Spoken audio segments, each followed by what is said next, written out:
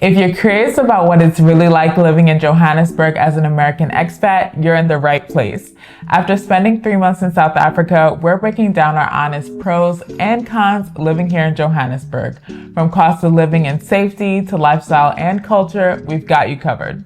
So whether you're considering moving to Joburg or just curious about our experience as Black American expats in South Africa, this video is going to give you a better understanding of what to expect.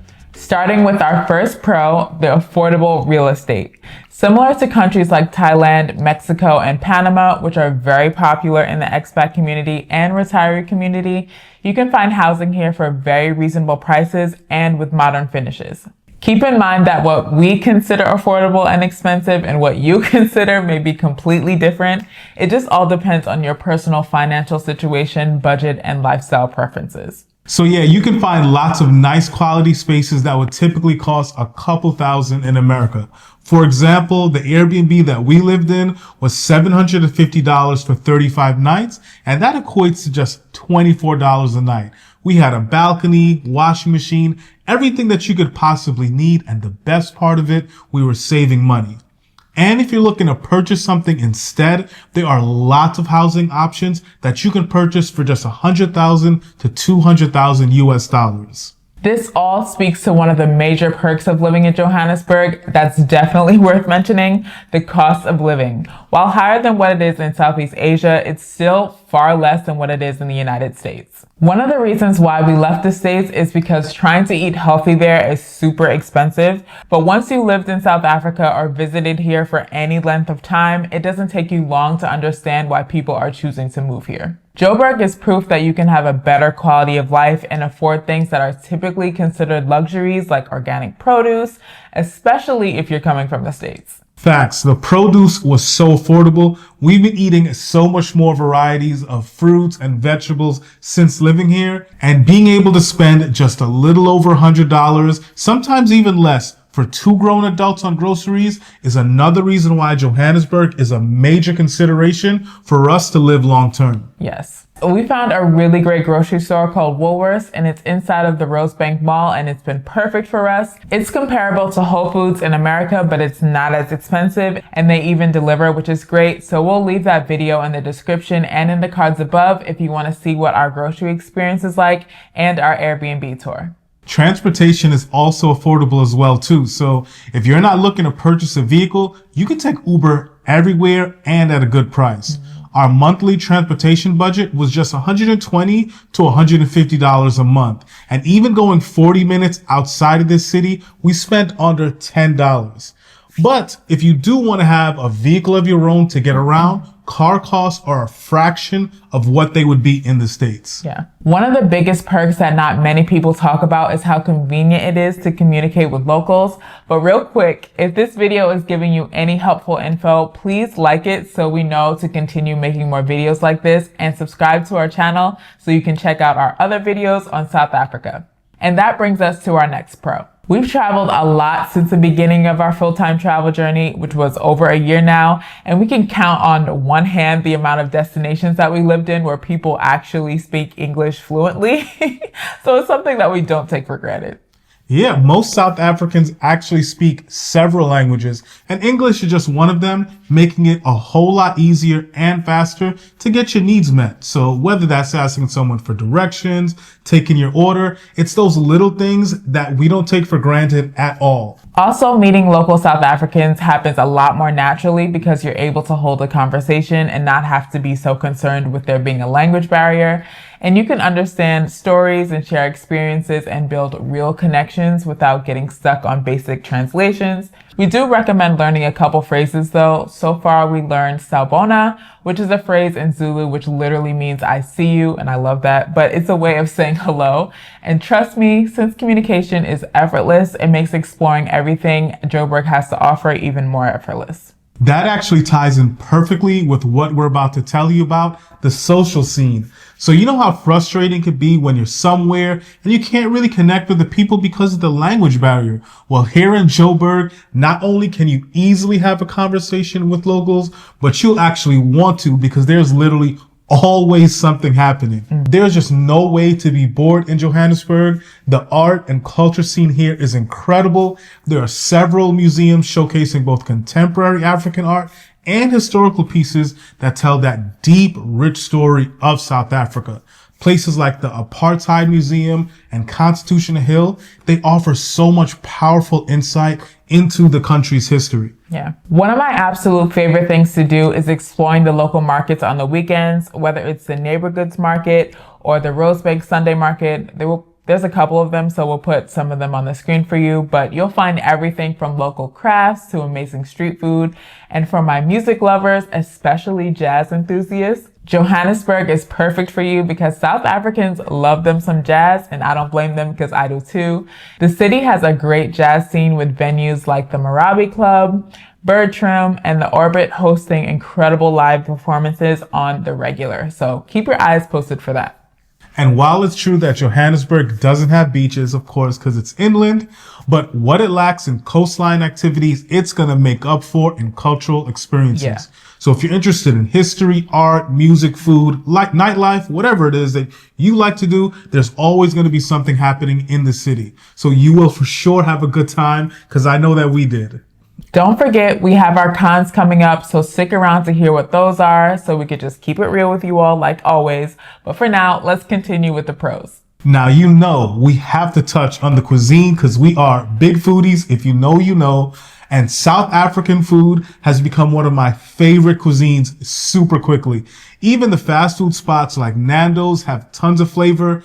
But what South Africans are really big on is braai, which is basically what we consider barbecue, and it is so delicious. Yeah. And speaking of braai, if the restaurant you're eating offers chakalaka or kamolia as sides, get them, no hesitation or questions asked. So we actually met up with a local who took us to one of his favorite restaurants here in Johannesburg. And because of him, we were super adventurous and tried some foods that we wouldn't normally eat. We were completely out of our comfort zone. We tried things like cow head and cow tongue.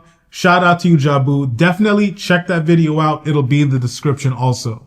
We'll leave some delicious South African foods that you should absolutely try when you visit Johannesburg on the screen for you. What makes South African cuisine special is its unique blend of influences from African, Dutch, and Indian cooking traditions.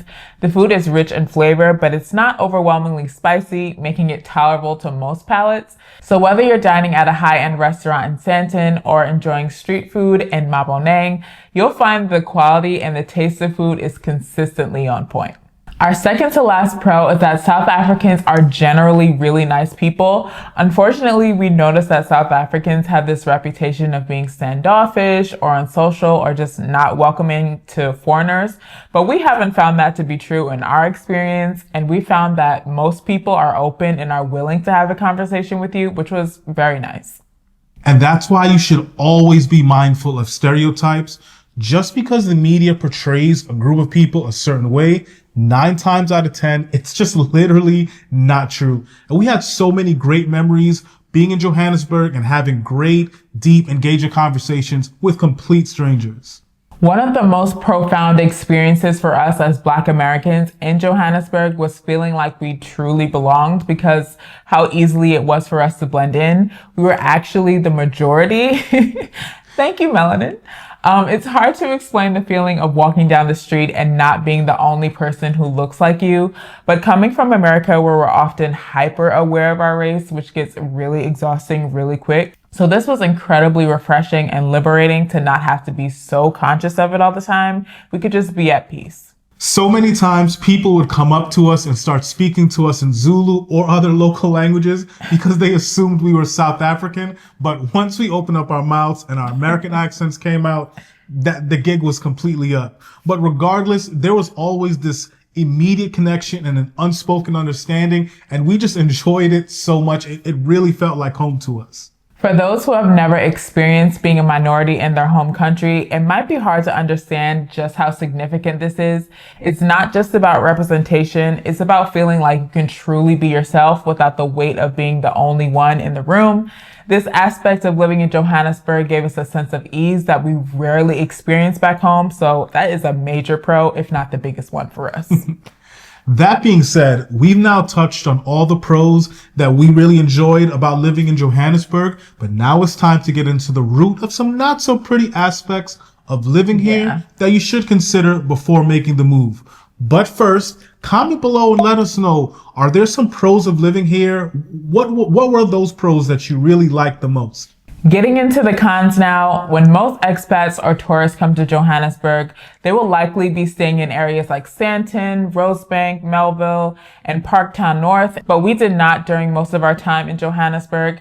We spent the majority of our time in Dorfentine, and there is a very distinct difference about that neighborhood versus the nicer ones we mentioned a moment ago, so keep that in mind. In lower income neighborhoods, there is a noticeable level of poverty. There are a lot of abandoned buildings that have been taken over by people in need of homes, trash on the sidewalks, and issues with crime. And these areas aren't what we consider walkable. I'm judging this based off of what I want my aunts or my mother to walk around in these areas. And honestly, I've got to say no. And this leads us right into our next con. It's still very segregated. The segregation here in Johannesburg is a direct result of apartheid, which only officially ended in 1994. That's just over 30 years ago, and many of the spatial and economic divisions created during that era are still very much in place today. Just 20 to 30 minutes from the areas like Sandton and Rosebank, with its skyscrapers and luxury malls, there are townships with very basic infrastructure, and it's still lacking. We saw it for ourselves while driving from Dorfentine to Rosebank to do our grocery shopping and just do the things like date night. And unlike America, where segregation can sometimes be subtle, here it's starkly visible. And the wealth gap is one of the highest in the world, and you can physically see it in just how the city is structured. And while there's definitely progress being made and more integration happening, especially in middle-class areas, the legacy of apartheid is still deeply embedded in the city's layout. For anyone considering moving here, it's something that you will notice immediately, and it will likely influence where you choose to live and how you navigate the city. But let's talk about safety in Johannesburg, because you know we are always going to be honest and upfront with you guys. Yes, South Africa does have some higher crime rates, and there's going to be some areas in Johannesburg that you're going to want to kind of be aware of what's going on around you. But here's the thing. We don't want to paint a gloomy picture, because the reality is most people that come here, as long as you take the proper precautions, and you can live here very safely and very happily. Be smart. Be aware of your surroundings the same way you would do in any major city, and I promise you, you'll be just fine. We were here for 3 months and we never had an issue. Areas like Sandton, Rosebank, and Melrose Arch and Parktown North have excellent security infrastructure. They have private security companies, gated communities, and surveillance systems. These are the neighborhoods where most expats choose to live, and for good reason, obviously. But the bottom line is this: safety concerns should not deter you from considering Johannesburg. They should just inform you on how you should navigate the city. Right. Take proper precautions, stick to the right areas, and you're going to be able to live here very comfortably and very safely. Let's get into our third con and talk about dealing with South African bureaucracy, particularly Home Affairs, which handles immigration and documentation. If you're planning to move to South Africa permanently, please be prepared for potentially frustrating experiences with the government processes. This is a significant con that potential expats are going to want to know about. The Department of Home Affairs, which handles the visas, work permits, and such, is notoriously slow and inefficient, and we've heard so many horror stories from other expats who waited weeks and months just to have their documents come through. So if you're considering moving here permanently, you should start your visa or permit application process well in advance of your planned move, and always have backup plans in case approvals take longer than expected.